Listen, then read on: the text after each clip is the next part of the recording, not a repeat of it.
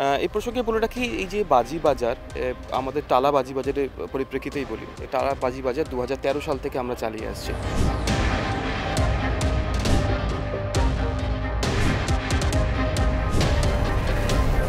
আরও যে কটা অ্যাসোসিয়েটেড দপ্তরের সঙ্গে যুক্ত থাকে তাদের প্রত্যেকের পর্যবেক্ষণ ইন্সপেকশন হয়, তারপরে বাজি বাজার চালু করা যায়।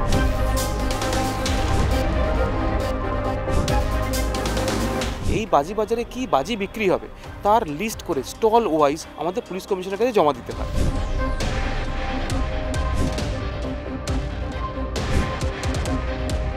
দেখবে যে ফুলঝুরি জ্বলছে কিন্তু কোনো ধোঁয়া উঠছে না। এটা আমরা হয়তো এখনও যারা জানেন না তারা হয়তো সারপ্রাইজড বা অবাক হয়ে যাবেন, কিন্তু পসিবল এটা।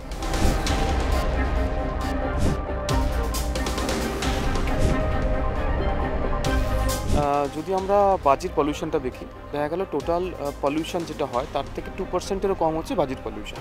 আমি ডিফেন্ড করছি না, বাট এটা ডেটা পরিসংখ্যান বলছে।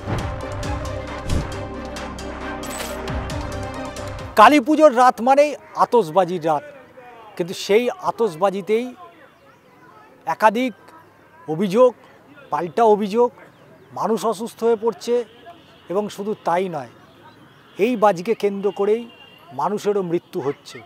গত 1 বছরের যদি পরিসংখ্যান দেখি বা তারও আগে দেখি, বেআইনি যেভাবে বাজি কারখানাগুলো গড়ে উঠেছিল একেবারে প্রশাসনের নজরদারির মধ্যেও, সেই বাজি কারখানায় বিস্ফোরণ এবং তারপরে বহু মানুষের মৃত্যু।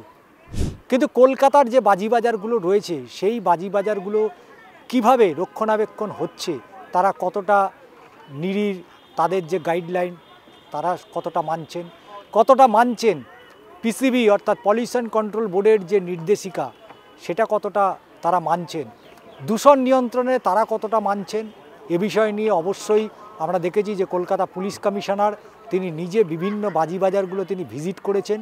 এবং শুধু তাই নয়, কলকাতা হাইকোর্টের বিচারপতি বিশ্বজিৎ বসুর যে ডিভিশন বেঞ্চে এই বাজি সংক্রান্ত যে মামলা, সেই মামলার রাজ্যের ভূমিকা নিয়ে একাধিক প্রশ্ন তুলে দিয়েছে। নজরদারির অভাব রয়েছে, কেন নজরদারি হচ্ছে না?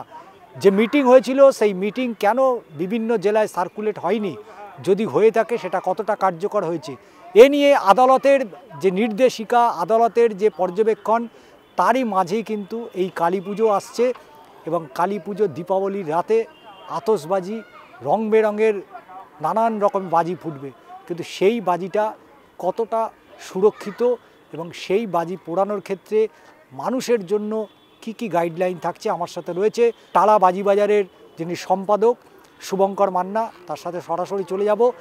প্রথমেই একটু জানিয়ে রাখি যে গতকাল কলকাতা হাইকোর্টে অর্থাৎ বৃহস্পতিবার কলকাতা হাইকোর্ট একাধিক নির্দেশিকা জারি করেছে এবং সেই নির্দেশিকা কতটা মানা হয়েছে বা মানা হয়নি, রাজ্য সরকারের যে ভূমিকা সে নিয়ে প্রশ্ন তুলেছেন। কলকাতা হাইকোর্টের পর্যবেক্ষণ যাতে গ্রিন ক্র্যাকারই বানানো হয়, কিন্তু অ্যাকচুয়ালি গ্রিন ক্র্যাকার নিয়ে যে কী স্টেট নিয়েছে সেটা স্টেট এখনো ক্লিয়ার করে বলতে পারেনি। বোর্ড বলেছে যাতে গ্রিন ক্র্যাকারে বানানো হয়, প্রতিটা বাজির প্যাকেটে যাতে একটা QR কোড থাকে, যাতে সাধারণ মানুষ স্ক্যান করে সেটা দেখতে পারে যে অ্যাকচুয়ালি সেটা গ্রিন ক্র্যাকার কিনা। আর এই স্টেপটা শুরু হয়েছে 2021-এর আগের থেকে। 2021 সালে ওরা অর্ডার পাস করেছে state of pollution control board, সেখানে ওরা স্পেশালি মেনশন করেছিল যে তারা শুধু অনলি ওরা অল টাইপ অফ ফায়ার ক্র্যাকারসকে ব্যান করে শুধু গ্রিন ক্র্যাকারসকে চাইছে, কিন্তু এখনও কিন্তু সেরকম ইমপ্লিমেন্টেশন দেখা যায়নি। ওর সেই ব্যাপারে জানতে চাই। মামলায় আমাদের বক্তব্য ছিল যেন গ্রিন ক্র্যাকারই ফাটানো হয়, আর যাতে পরিবেশ দূষণ না ঘটে, আর বাজির ডেসিমেলটা যেন 60 ডেসিমেলের নিচে থাকে। আমার প্রশ্ন হচ্ছে যে এই যে বিভিন্ন যে বেআইনি বাজারগুলো এখনও পর্যন্ত রয়ে গিয়েছে, সেইখানকার বাজিও তো বিভিন্ন জায়গায় ঢুকছে, তাহলে এত পর্যবেক্ষণ, এত তার নজরদারি কতটা শেষ পর্যন্ত রক্ষা করা যাবে? শুভ দীপাবলি। যেটা হলো যে খুব গুরুত্বপূর্ণ প্রশ্ন। কালকে যে মহামান্য আদালত যে রায় দিয়েছেন, যে অবজারভেশন দিয়েছেন, সেগুলো আপনি ইতিমধ্যে তুলে ধরলেন। এই প্রসঙ্গে বলে রাখি, এই যে বাজি বাজার, আমাদের টালা বাজি বাজারের পরিপ্রেক্ষিতেই বলি, টালা বাজি বাজার 2013 সাল থেকে আমরা চালিয়ে আসছি। এবং প্রথম বছর থেকে এই যে টালা বাজি বাজারের উপর যে কলকাতা পুলিশ এবং পশ্চিমবঙ্গ সরকারের যে বিভিন্ন দপ্তর থাকে, তার ডাইরেক্ট এজিস বা তার তত্ত্বাবধানে বাজারগুলো হয়ে থাকে। এই যে বাজি বাজার দেখছেন, এতগুলো স্টল, আমাদের এই বছর 44টা স্টল রয়েছে। এই স্টলগুলো দেখতে সুন্দর লাগছে, বাজি বিক্রি হচ্ছে, কিন্তু এর আগে প্রায় একাধিক পর্যবেক্ষণ বা ইন্সপেকশন হয়ে গেছে। মূলত ওই বাজি বাজারগুলো যেগুলো কলকাতা পুলিশের তত্ত্বাবধানে হয়ে থাকে, সেখানে পশ্চিমবঙ্গ সরকারের দমকল বিভাগ, পিসিবি, নেরি, কলকাতা পুলিশের বিভিন্ন শাখা, সিএসসি, আপনার ইলেকট্রিক কন্ট্রোল বোর্ড, বা আমাদের যেখানে ইলেকট্রিকের যাবতীয় ছাড়পত্র যেখান থেকে আমরা পেয়ে থাকি সরকারি দপ্তর, এবং আরও যে কটা অ্যাসোসিয়েটেড দপ্তরের সঙ্গে যুক্ত থাকে তাদের প্রত্যেকের পর্যবেক্ষণ ইন্সপেকশন হয়, তারপরে বাজি বাজার চালু করা যায়। তো সেক্ষেত্রে এই প্রথমত, দ্বিতীয়ত হচ্ছে যে এই বাজি বাজারে কী বাজি বিক্রি হবে তার লিস্ট করে স্টল ওয়াইজ আমাদের পুলিশ কমিশনের কাছে জমা দিতে হয়।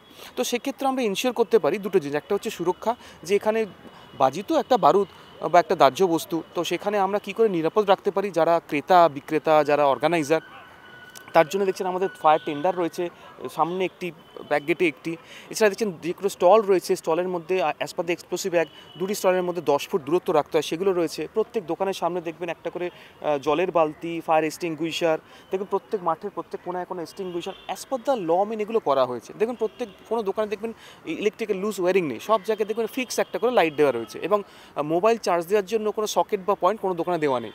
সমস্যা কিন্তু আমরা আইন মেনে আমরা বাজি বাজার করি, সেই জন্য আমরা এতগুলো ইন্সপেকশনও আমরা একবার ছাড়পত্র পাই, এবং এটা হচ্ছে ওয়েস্ট বেঙ্গলের একমাত্র মডেল বাজি বাজার, যেটা আমরা কলকাতা পুলিশের পক্ষ থেকে আমরা মানে আমরা গর্বিত এই ধরনের, মানে আমাদের যদি আমাদের আরও মোটিভেট করা হয় পুলিশ বা বিভিন্ন পক্ষ থেকে। এটা এখানে একটা প্রশ্ন যে সুরক্ষা এবং সিকিউরিটির জন্য আমরা কী কী করেছি এবং কী কী আইন মেনে আমরা চলেছি। দ্বিতীয়ত হচ্ছে যারা ক্রেতা, যারা বাজি কিনতে আসবেন আমাদের যারা বিক্রেতার কাছ থেকে, বাচ্চা, শিশু, বৃদ্ধ, টিনেজার সবাই আসেন আনন্দ করতে বাজি কিনতে, এটা তো একটা উৎসব। তো সেক্ষেত্রে যেটা আমরা করেছি যে এই বাজি বাজারে যে কটা বাজি বিক্রি হবে সবটাই হচ্ছে গ্রিন বাজি, যাকে আমরা বলছি পরিবেশ বান্ধব বাজি, এবং এই প্রত্যেকটা বাজি মানে ইচ অ্যান্ড এভরি প্যাকেট এই প্রত্যেকটা নিরিতে পরীক্ষা হয়েছে। নিরি যে আমাদের নিয়ামক সংস্থা, কেন্দ্রীয় নিয়ামক সংস্থা যারা বাজির ছাড়পত্র দেয় পলিউশন টেস্ট করার পর, সেইখানে প্রত্যেকটা বাজি টেস্ট হয়েছে, তার সার্টিফাই হয়েছে, সার্টিফাই হওয়ার পর তারা কোম্পানিগুলো সেই বাজি ম্যানুফ্যাকচার করতে পেরেছেন, এবং সেই বাজিগুলো এখানে রয়েছে। যেটা এবছর নির্দেশিকা রয়েছে সেটা হচ্ছে আমাদের নিরি ওয়েবসাইটে পাবেন, কলকাতা পুলিশের ওয়েবসাইটে সম্ভবত আপলোড করবেন, বা আমাদের বাজি বাজার যারা অর্গানাইজার তাদের কাছেও থাকে।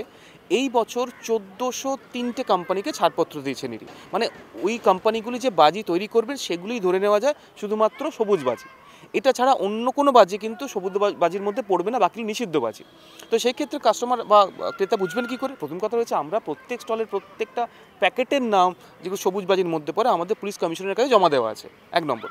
2 নম্বর, সেক্ষেত্রে একটা ভরসাযোগ্য একটা আশ্বাস পেতে পারেন ক্রেতা যে না আমরা সঠিক জায়গা থেকে সঠিক বাজি কিনছি, নাম্বার 1। নাম্বার 2 যেটা রয়েছে, দেখবেন তুমি যে নিজে যদি চান সেই লিস্ট আমাদের কাছে আছেন। ধরো আমি একটা কোনো বাজির একটা বাজির প্যাকেট যদি পাওয়া যায় নিয়ে এসে আমি দেখিয়ে দিচ্ছি।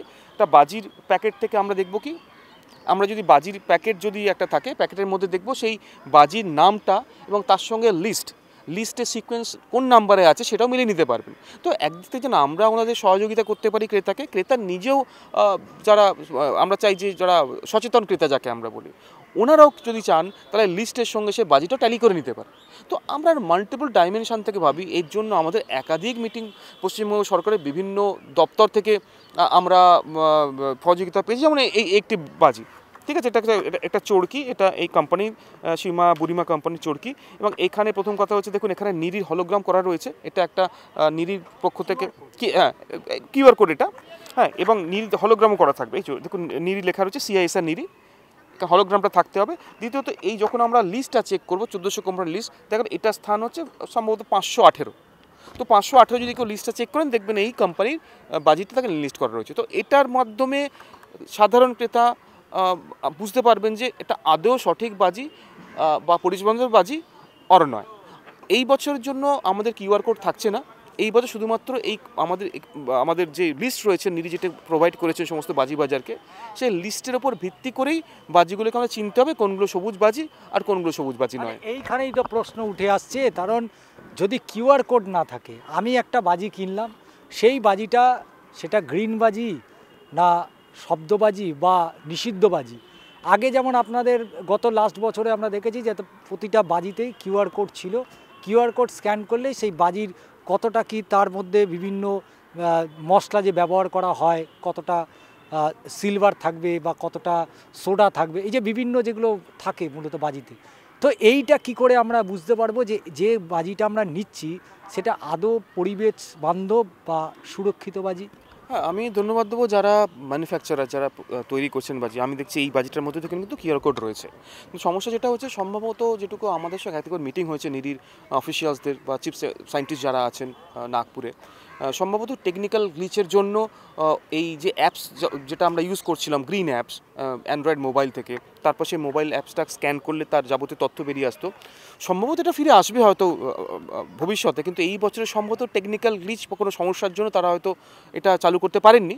তার বদলে আমাদের যে প্যারামিটার্স রয়েছে, আমরা এই বছর শুধুমাত্র আমরা ওই বাজির লিস্ট দেখে আমাদের মোটামুটি আমাদের সিদ্ধান্ত নিতে হবে কোনটা গ্রিন নয়। তো আমি স্ক্যানার যেটা বললেন সেটাকে আমি সাধুবাদ জানাই।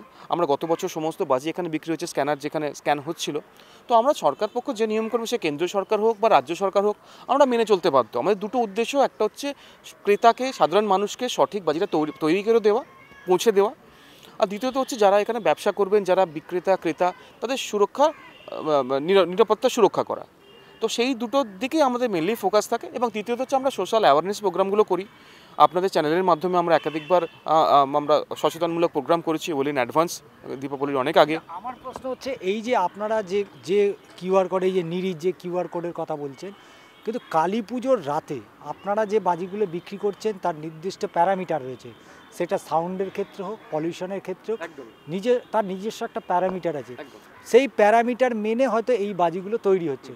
কিন্তু শুধুই কি বাজি বাজারের বাজি কিনে নিয়ে লোকে বাজি ফাটাচ্ছে? তাহলে যদি তাই হয়, তাহলে মাঝরাতে হঠাৎ করে যে বিকট শব্দ হয়, সেই বিকট শব্দের বাজি, সেটা তাহলে প্রশাসনিক স্তরে তো তাদের কি তাহলে একটা ব্যর্থতা থেকে যাচ্ছে? আমি তো বলছি, ব্যাপারটা হয় কি, দেখুন সুপ্রিম কোর্টের যে ডাইরেকশন রয়েছেন সেটা হচ্ছে যে বাজি ফাটানো যাবে শুধুমাত্র কালী পুজোর দিন রাত্রিবেলা 8টা থেকে 10টার পর যদি কোনো বাজি ফাটে, সেটা শব্দবাজি হোক বা আলোর বাজি হোক, সেটা কিন্তু নিষিদ্ধ। এটা কিন্তু অনেক জানেন না, বা এখন অনেক মানুষ অ্যাওয়ার হয়ে গেছেন বিভিন্ন সোশ্যাল মিডিয়ার মাধ্যমে। তো এটা কিন্তু জেনে রাখতে হবে, যদি 10টার পর আপনি যদি গ্রিন বাজিও ফাটান, সেটা কিন্তু একটা ক্রাইমের মধ্যে পড়বে। এটা কিন্তু মাথায় রাখতে হবে। দ্বিতীয়ত হচ্ছে, আমরা শহরে হয়তো এই বাজি বাজার কনসেপ্টটা রয়েছে, কলকাতা শহরে 4টে বাজি বাজার, টালা, কালিকাপুর, বেহালা এবং শহীদ মিনার, কিন্তু শহরতলিতে আমরা সেরকম বাজি বাজার দেখি না। তো শহরতলিতে কী হবে, বাজি বাজার, নিষিদ্ধ বাজি বিক্রি করার সম্ভাবনা অনেক বেড়ে যায়। তো সেই ক্ষেত্রে রেসপেক্টিভ এসপি, অ্যাডিশনাল এসপি বা যারা আধিকারিক রয়েছেন, তাদের একটা দায়বদ্ধতা থাকে যে শহরতলি বা শহরের বাইরে এই শব্দবাজির দমক কী করে কমানো যেতে পারে, সেটা আশা করি প্রশাসন নজর দেবেন। লাস্ট ইয়ারও মানে আমাদের যে এক্সপিরিয়েন্স আছে কম্পারেটিভলি আগে যেরকম ভায়োলেশন হচ্ছিল, গতবার অনেকটাই কমেছিল as per PCB reports, and আমরা আশা করছি আরও কমবে। বাট স্টিল আমাদের তরফ থেকে যে প্রেসক্রাইবড ডেসিবেল লিমিট আছে তার উপর যদি কিছু হয় দেন নিশ্চয়ই লিগাল অ্যাকশন হবে। অলরেডি আমরা কিছু ফায়ার ওয়ার্কস সিজ করেছি, মোর দ্যান 1000 কেজি, 11টা কেস হয়েছে, কিছু লোক অ্যারেস্ট হয়েছে। আমরা আশা করছি আরও কিছু নির্দিষ্ট ডাইরেকশন দেওয়া হয়েছে, ক্র্যাকডাউন হবে, আরও সিজার হবে। অ্যান্ড সবাইকে বলে দেওয়া হয়েছে অনলি গ্রিন ম্যানুফ্যাকচারার, তাদের লিস্ট আছে, কত লিস্ট আছে, 1403 ম্যানুফ্যাকচারার বিভিন্ন জায়গায়, ওয়েস্ট বেঙ্গলের বাইরেও যারা আছে, শিবাকাশী, তামিলনাড়ু, বা একটা জায়গায় আমরা হরিয়ানার কিছু ম্যানুফ্যাকচার আছে, এখানে ওয়েস্ট বেঙ্গলের মোট 1403 ম্যানুফ্যাকচারার আছে যাদের লিস্ট আছে, যারা অথরাইজড গ্রিন ক্র্যাকার ম্যানুফ্যাকচারার আছে। এগড়া হোক, দত্তপুকুর হোক বা নুঙ্গি হোক, বিভিন্ন জায়গায় ব্যাঙের ছাতার মতো গজি উঠেছে একাধিক বাজি। তাহলে ওরা তো মূলত বেশ করে কালী পুজোকে টার্গেট করেই তো মূলত তাদের বাজিটাকে, যাতে বেশি পরিমাণের বাজিটা বিক্রি হয়। যদি আমি বলছি মুষ্টিমে এই যে তালিকার যে কটা কোম্পানি 1404টে, এই যে তালিকা, এই তালিকার মধ্যে এটা সমস্তটার প্রশাসনিকের নজরদারিতে রয়েছে।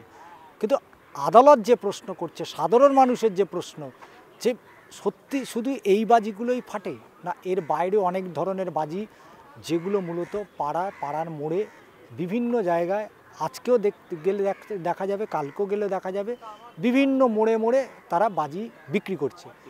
তাহলে বাজি বাজারে কেন মানুষ আসবে? শুধু কি মাত্র এই গাইডলাইনগুলো রয়েছে বা পুলিশের এই নিরপেক্ষতা রয়েছে, পুলিশের নজরদারি রয়েছে, তাহলে এই বাজিগুলো যেগুলো প্রকাশ্য দিবালোকে বিক্রি হচ্ছে সেগুলো কি আরও প্রশাসনের নজরদারি দেওয়ার প্রয়োজন রয়েছে? আপনার কি মনে হয়? হ্যাঁ, সেখানে প্রশাসনিক নজরদারি যেটা বললেন সেটা তো নিশ্চয়ই প্রয়োজন এবং রাজনৈতিক সদিচ্ছাও প্রয়োজন আমার যেটা মনে হয়। দেখবেন অনেক সময় পাড়ার মনে দেখবেন চৌকি নিয়ে তারা বাজি বিক্রি করতে বসে গেছে, এটা ইল্লিগাল। তো এখানে প্রশাসনিক সদিচ্ছা এবং রাজনৈতিক সদিচ্ছা দুটো যদি ইকুয়ালি কাজ করে তাহলেই এটা সম্ভব, নাহলে কিন্তু এর মধ্যে একটি হলে কিন্তু সম্ভব নয়, এটা আমার অভিজ্ঞতা থেকে আমি মনে করি। দ্বিতীয়ত হচ্ছে যদি কোনো ক্রেতা যদি সেইখান থেকে বাজি কেনেন, সেই যেহেতু যে বিক্রি যেটা হচ্ছে সেটাই নিষিদ্ধ বাজি বিক্রি, ধরে নেওয়া নিষিদ্ধ বাজি বিক্রি হচ্ছে এবং সেটা যদি কেনেন নিষিদ্ধ বাজিই কিন্তু কিনছেন, এক্ষেত্রে কিন্তু বিএনএসে একাধিক সেকশন কেস হতে পারে, এক্সপ্লোসিভ অ্যাক্টের সেকশন 9B কেস হতে পারে, সেখানে 3 বছরের জেলও আছে।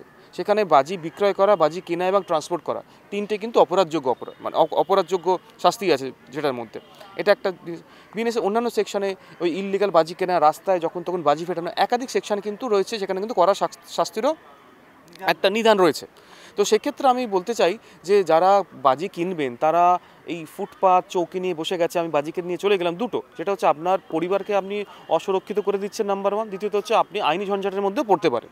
তো আমার বক্তব্য হচ্ছে আপনারা কলকাতায় যদি হন, কলকাতা হলে কলকাতা বাজি বাজার বা যে কটা বাজি বাজার রয়েছে, কলকাতা বাইরে হাওড়ায় বাজি বাজার হয়েছে, হুগলি ডিস্ট্রিক্টে বাজি বাজার রয়েছে, তো কলকাতার শহরতলির ক্ষেত্রে কিন্তু বাজি বাজার কনসেপ্টটা আসছে আস্তে আস্তে। তবে রাস্তায় বাজি কেনা, ফুটে বাজি কেনা, আমি তো একটা তুবড়ি ফাটাবো বা 4টে ফুলঝুরি ফাটাবো, আপনি যদি কিনে নেন সেক্ষেত্রে কিন্তু দুর্ঘটনার সম্ভাবনা থেকে যায়। কারণ দেখবেন বাইরে আমরা দেখবেন বাজি বাজারে কোনো তুবড়ি বিক্রি হচ্ছে না, আমরা এটা নিষিদ্ধ করে দিয়েছি, কারণ তুবড়ি বিস্ফোরণে অনেকগুলো মৃত্যু হয়েছে, আপনিও প্রথমে রেফারেন্স করলেন। সেই জন্য কিন্তু বাজি একটা তুবড়ি নেই, আপনি পাড়ার মোড়ে যান দেখবেন তুবড়ি বিক্রি হচ্ছে, আপনি তো দুটো তুবড়ি কিনলেন, দুটো ফুলঝুরি কিনলেন আনন্দ করার জন্য, দেখবেন তুবড়িটা ব্লাস্ট করলো। তো এর দায় কিন্তু আপনি কাউকে দিতে পারবেন না, কারণ তার সে না নিষিদ্ধ, না সে সুরক্ষিত বাজি বিক্রি করছে, আর না সে বিক্রি করছে সে দায়বদ্ধ হবে। তো সেই ক্ষেত্রে আপনি নিজের পরিবারের স্বার্থে, নিজের স্বার্থে, সমাজের স্বার্থে, হ্যাঁ, নিজেকে বাঁচিয়ে রাখার স্বার্থে আপনারা বাজি ওই ফুটপাত বা রাস্তার ধারে যারা বাজি বিক্রি করেন তাদের থেকে সম্ভবত আপনার এড়িয়ে চলাটাই আমার প্রস্তাব বা আমার সাজেশন। নিরি বা কলকাতা পুলিশ তারা তো সুরক্ষার জন্য তারা বাজি বাজারগুলোতে রাউন্ড দিচ্ছে, বিভিন্ন সময় তারা পরিদর্শনে যাচ্ছে, কিন্তু শুধু কি কালী পুজোর সীমাবদ্ধ থাকে বাজি বাজার? না, বাজি বাজারটা কি সারা বছর হয় এটা? দ্বিতীয়ত হচ্ছে যে কালী পুজোর শেষেই ছট পুজো আসে, তারপরে আরও একটা পরব রয়েছে শবে বারাত, এই দুটো দিনে তো ব্যাপক পরিমাণে বাজি ফাটে। তাহলে সেই বাজিগুলো তো আর বাজি বাজার থেকে, বাজি বাজার হলো সেই সময়কালে, বাজি বাজার থেকে লোকে বাজি নিয়ে গেল, তখন তারা বাজিটা ফাটালো, কিন্তু এই বাজিটা তাহলে কোথাকার বাজি আসছে? ভালো প্রশ্ন। ছট পুজোর দিন যে কলকাতা হাইকোর্টের যে ডাইরেকশন রয়েছে, ছট পুজোর দিনও বাজি ফাটানো যাবে, এটা যেহেতু আমাদের একটা হিন্দুদের সেলিব্রেশন একটা, বা আমাদের ভারতবর্ষে বিভিন্ন জায়গায় পালন করা হয়। তো ছট পুজোর দিন 25 ডিসেম্বর এবং 31 ডিসেম্বরও বাজি ফাটানোর প্রস্তাবনা রয়েছে আমাদের ডাইরেকশনে। এছাড়া যদি কোনো অনুষ্ঠান হয়, অনুষ্ঠানেও বাজি ফাটানো যেতে পারে, সেটা আইনসিদ্ধ। সেক্ষেত্রে আপনার প্রায় টু ডিএম বা এডিএমের পারমিশন নিতে হবে, যে কতটা পরিমাণ কী বাজি ফাটানো হবে, সেটা কোথা থেকে কেনা হয়েছে এবং এভরিথিং। তো সেটা আমাদের আইনে তার নিধান রয়েছে বা সুপ্রিম কোর্টের ডাইরেকশনও রয়েছে।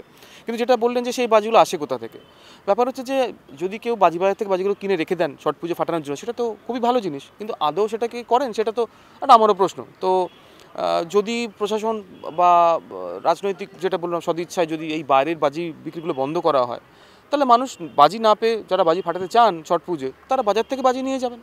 তো সেটাই আমার কাছে মানে এক্সপেক্টেড বা আমরা মনে করি যেটাই হওয়া উচিত। কিন্তু সে বাজিগুলো কোথা থেকে আসে সেটা আমি বলতে পারবো না, সেটা আপনারা সাংবাদিক, আপনারা আরও ভালো এটা নিয়ে অন্তর্তদন্ত করতে পারেন। এই বাজি বাজারের সাথে প্রচুর মানুষের কর্মসংস্থান, অন্নসংস্থান সেটা জড়িয়ে রয়েছে। বিভিন্ন বাজি বাজারগুলো, সেটা কলকাতার না হোক, উত্তর বা দক্ষিণ 24 পরগনা বা বিভিন্ন জেলাগুলোতে যে বাজি কারখানাগুলো রয়েছে বলেই তো এত বাজি বিস্ফোরণ হচ্ছে, এত মানুষের মৃত্যু হচ্ছে। তাহলে সেই বাজিগুলো তো আর তারা তো নিয়ে গিয়ে পরীক্ষা নিরীক্ষা করছে না।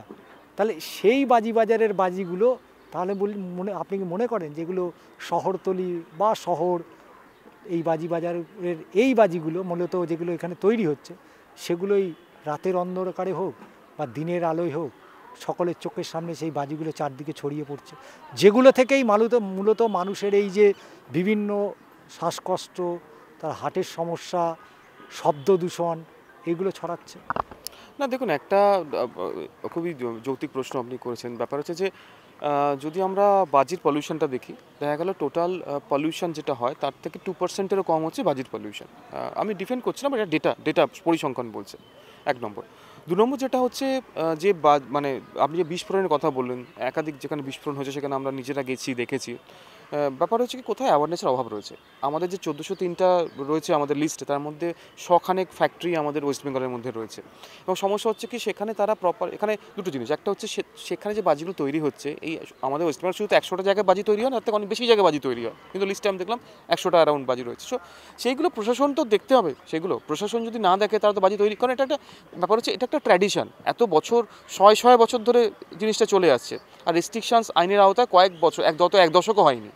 তো গ্রামের প্রান্তিক মানুষ, সাধারণ মানুষ এই সম্বন্ধে আইন কানুন সম্বন্ধে তারা জানে না। ব্যাপার শুধু তাদের ধরপাকড় করে জেলে ঢুকিয়ে শাস্তি দিয়ে ফাইন করে হবে না, তাদের কাছে সারা বছর ধরে প্রচারমূলক মানে সচেতনমূলক প্রচার করতে হবে। এদিকে তারা বুঝতে পারবেন যে ব্যাপার হচ্ছে, আমি গ্রামগঞ্জে দেখেছি, দক্ষিণ চব্বিশ পরগনায় তারা অনেক শিশু শ্রমিক এমপ্লয়েড দেখেছি আমি, তাদেরকে আমরা বুঝিয়ে সরিয়ে আসতে পেরেছি। তাদের কাছে পাউডার আর অ্যালুমিনিয়াম পাউডারের কোনো পার্থক্য নেই, তারা অ্যালুমিনিয়াম পাউডার মেখে তারা ঘরে ঘুরে বেড়াচ্ছে দেখছি। তো সেগুলো আমরা তাদের বুঝিয়ে তাদের আস্তে আস্তে তাদের সেখান থেকে সরিয়ে আনতে পেরেছি। It's a time taking process, এটা একদিন এসে ইভলভমেন্ট, ইন্ডাস্ট্রিটা সুইচ করছে, নন গ্রিন থেকে গ্রিন থেকে সুইচ করছে। সেকেন্ডলি আমাদের রাজ্য সরকার ঘোষণা করেছে যে এই যে ছোটো ছোটো পকেটে বাজি তৈরি হতো, তাদেরকে যেমন আমাদের বাজি বাজারটাকে যেমন এক ছাদের তলায় নিয়ে আসা হয়েছে, সেরকম ক্লাস্টার কনসেপ্ট প্রত্যেক জেলায় অন্তত একটা করে ক্লাস্টার করার পরিকল্পনা রয়েছে। সেখানে হয়তো কয়েকশো দোকান, কয়েকশো ম্যানুফ্যাকচারার যারা বাড়িতে লুকিয়ে চুরিয়ে যারা বাজি তৈরি করেন দীর্ঘদিন ধরে, তাদের রুজি রোজগার, প্রায় 10 লক্ষ মানুষ এই রাজ্যে ডাইরেক্টলি ইনডাইরেক্টলি এই ইন্ডাস্ট্রির সঙ্গে যুক্ত রয়েছে। তাদেরকে যদি রিহ্যাবিলিটেশনের মতো করে সেই আন্ডার ওয়ান রুফ যদি ক্লাস্টারে আনা যায়, সেই নিয়ে পরিকল্পনা করছে। কয়েকটি জেলা ইতিমধ্যে সেই জায়গাও চিহ্নিতকরণ হয়ে গেছে, কয়েক জায়গায় ক্লাস্টারের কাজ শুরু হয়ে গেছে। এটা একটা তো পরিকল্পনা, এই পরিকল্পনা বাস্তব ক্ষেত্রে রূপায়ণ করতে একটা সময় লাগে, হয়তো দশকও লেগে যেতে পারে জিনিসগুলো। তো তার মধ্যে আমরা সাবধানে থাকতে হবে, যাতে আমরা মিনিমাম যেটুকু সাবধানতা যারা বাজি প্রডিউস করছেন, যারা তৈরি করছেন, তারা যেন মেনে চলে। এতে কী হবে, প্রাণহানি ঘটবে না। মূলত প্রাণহানিটা হয় যে কারখানা মালিক, তার না, যা প্রাণহানিটা হয় যারা প্রান্তিক শ্রমিক, 300 টাকা 200 টাকা রোজে যারা কাজ করে, বা 400 টাকা রোজে যারা কাজ করে, মৃত্যু তাদেরই হয়। তাদের পরিবারটার অবস্থা তো আমি একাধিকবার গিয়ে দেখেছি যে তারা খুবই শোচনীয়। তো ব্যাপার হচ্ছে যে দুটো জিনিস, একটা সুইচ করার মধ্যে যে যন্ত্রণাটা আমরা ভোগ করছি, আশা করছি ডাউন দ্য লাইন 5 বছর বা 10 বছরের মধ্যে এটা কোথাও একটা শেপ আপ হবে। কারণ বাজি পলিউশন, যেমন এবার দিল্লিতে যেমন ব্ল্যাঙ্কেট ব্যান ছিল লাস্ট কিছু বছর ধরে, এবার দিল্লিতে বাজি ফাটানো যাবে, যে সুপ্রিম কোর্টের যে অর্ডার আছে। তো আমরা আপগ্রেডেশন করছি, এবং থার্ড জেনারেশন যে ফায়ার ক্র্যাকার যেটা আসছে, আমরা কিছুদিন আগে একটি সেমিনার করেছিলাম নাগপুরে, পৃথিবীর টপ মানে খুব বিখ্যাত মানে যারা পাইরো সায়েন্সের যারা সায়েন্টিস্ট আছেন তারা এসেছিলেন। এটা একটা মানে বিস্ফোরক মাদার বিজ্ঞান, পাইরো সায়েন্সটাকে যেটা বলে, পাইরোটেকনিক্স যেটাকে বলে, তারা এসেছিলেন। তারা যখন বিভিন্ন ডিসপ্লে করলেন, আমি আপনাকে পাঠিয়ে দেবো, দেখবে যে ফুলঝুরি জ্বলছে কিন্তু কোনো ধোঁয়া উঠছে না। এটা আমরা হয়তো এখনও যারা জানেন না তারা হয়তো সারপ্রাইজড বা অবাক হয়ে যাবেন, কিন্তু পসিবল। এটা থার্ড জেনারেশন ফায়ার ক্র্যাকার্সে কিন্তু ধোঁয়া উঠছে না, ঠিক আছে। এটা হয়তো আজকে না 2-4 বছর পর মার্কেটে আসবে, এখন রিসার্চ স্টেজে রয়েছে। দ্বিতীয়ত হচ্ছে কোল্ড ফায়ার হলে কিন্তু সেই পলিউশনই হবে না, আগুন জ্বলবে কিন্তু সেটা লিকুইড হাইড্রোজেন ইউজ হবে, কিংবা সেখানে ওই ধোঁয়া বা ধুলো এটা কিন্তু হবে না, কিন্তু কালার হবে, সবটাই হবে। তো এই কোল্ড ফায়ার ওয়ার্কস কিংবা ধরুন থার্ড জেনারেশন ফায়ার ক্র্যাকার্স হয়তো 2-5 বছরের মধ্যে এটা অলরেডি কাজ চলছে, আমি নিজেও দেখে এসেছি, আমরা নিজেরা টেস্ট করেছি বিজ্ঞানীদের সঙ্গে। তো দেখবো যে এইটা হয়তো ডাউন দ্য লাইন চলে আসবে। তো এই বাজি আর যে পরিবেশ দূষণ, যেটা একে অপরের সঙ্গে আমরা অগ্রাহ্য করতে পারি না, ডেফিনেটলি দূষণ তো কোথাও হয়, সেই জায়গাটাও কিন্তু মিনিমাইজ করার জায়গা আছে, এবং তার জন্য বিজ্ঞানীরা কাজ করছেন। এটা একটা সবুজ সংকেত এই ইন্ডাস্ট্রির জন্য। তো আশা করি ভবিষ্যতের দিনগুলো সুন্দর হবে। বাজির যে 2% বললাম যে কন্ট্রিবিউশন বা তার থেকে কম, সেটাও হয়তো আরও কমে যাবে। তো এটা গ্রহণযোগ্য সমাধান বলে মনে হয়। অর্থাৎ এই যে কলকাতার যে বিভিন্ন জায়গাগুলোতে, কলকাতা বা কলকাতা লাগোয়া বেশ কিছু জায়গায় যে বাজি বাজারগুলো চলছে, সেই বাজি বাজারের সংখ্যা 40 থেকে 50, সর্বোপরি 60টা পর্যন্ত বাজি বাজারগুলোতে স্টল রয়েছে। কিন্তু এই পুরো শহর কলকাতায় যে পরিমাণের মানুষের বসবাস, সেই পরিমাণের মানুষের যে চাহিদা, সেই চাহিদা কিন্তু এই বাজি বাজার থেকেও মিটছে না। এখানে বলার কোনো অপেক্ষা রাখে না যে শুধুমাত্র এই বাজি বাজার থেকে নিয়েই মানুষ বাজি কিনে পাড়ায় মহল্লায় তারা ফাটাচ্ছেন। প্রচুর পরিমাণের বাজি কিন্তু বিভিন্ন অংশ থেকে ঢুকছে, যে বাজিগুলো আদৌ টেস্ট করা হচ্ছে না, যে বাজিগুলোর কতটা পলিউশন হতে পারে, কতটা তার শব্দ দূষণ হতে পারে, কতটা বাতাসে তার বিষাক্ত গ্যাস ছড়াচ্ছে, এগুলো কিন্তু এখনও পর্যন্ত স্টিল নাও এটা বলা যায় যে এই বাজিগুলো এখনও পর্যন্ত সেই অর্থে পরীক্ষা নিরীক্ষার বাইরে রয়েছে, এবং যে কারণে একটা অসচেতনতার অভাব, যে কারণে একের পর এক বাজি বিস্ফোরণ আমরা দেখেছি। আমরা নিজেরা ঘটনাস্থলে গেছিলাম, মানুষের মৃত্যু, এবং সেই মানুষের মৃত্যুটাই এই বাজি বিপদ ডেকে আনে মৃত্যু পর্যন্ত। তাই বাজি বাজার থেকে অবশ্যই বাজি কিনুন, কিন্তু প্রশাসনের যে দায়িত্ব সেই দায়িত্ব কিন্তু এড়িয়ে গেলে একেবারেই চলবে না। আদালত যে কথা বলছে, নিডি যে কথা বলছে, প্রশাসন যেটা বলছে সেইটা সমস্তটা মাথায় রেখেই বাজিতে আগুন দেওয়ার আগে অবশ্যই একবার আপনাকে ভেবে নিতে হবে। আজ এই পর্যন্তই, আবারও পরবর্তী এপিসোডে দেখা হচ্ছে নতুন কোনো ইস্যু নিয়ে।